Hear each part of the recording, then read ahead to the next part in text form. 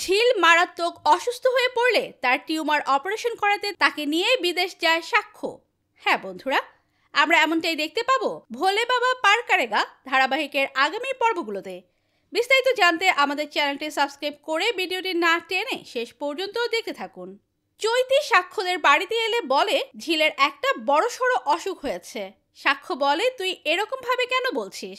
চৈতি বলে, তা বলবো না, সবার তো জানা উচিত। পাশ থেকে মিনু বলে, বলো না আমার মেয়ের কি হয়েছে।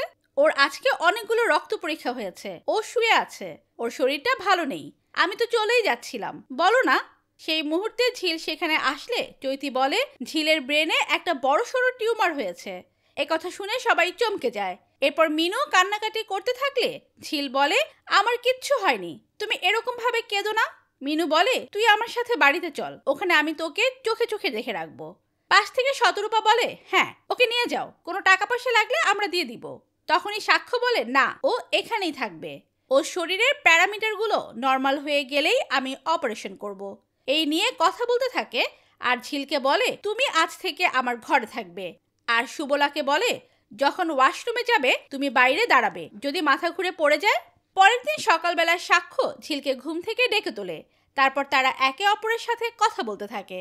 কথায় কথায় ঝিল বলে, আচ্ছা আপনি আমার জন্য এতটা কেন করছেন বলুন তো। সাক্ষ্য বলে, আমি একজন ডক্টর, আর ডক্টর হিসেবে পেশেন্টের প্রতি একটা কনসার্ন থাকা জরুরি। ঝিল বলে, আমার অপারেশনটা অনেক কঠিন না। সাক্ষ্য বলে, you are a strong girl, এভাবে ভয় পেলে চলবে না। ঝিল বলে, ভয় পাচ্ছি না, আসলে বাবা তো এখানে নেই, আমি চাই না মা বাবাকে জোর করে এখানে নিয়ে আসুক। সবেমাত্র একটা চাকরি পেয়ে গেছে দিল্লিতে, এখানে ফিরে আসলে পরে যদি চাকরিতে না নেয় এখানে কিরকম মাইনে পাবে না। আবার মেনকা মাসির সাথে সম্পর্ক। এরপর দেখা যায় ঝিল যখন মারাত্মক অসুস্থ হয়ে পড়ে, সাক্ষ্য আর কোনো উপায় না পেয়ে তার টিউমার অপারেশন করানোর জন্য তাকে নিয়ে বিদেশ চলে যেতে চায়। তো বন্ধুরা, তোমরা কি এমনটাই চাও সাক্ষ্য যেন ঝিলকে আবারও সুস্থ করে তোলে? কমেন্ট করে জানিয়ে দাও তোমাদের মতামত।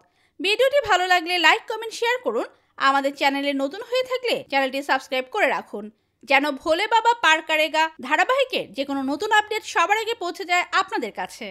ধন্যবাদ সবাইকে।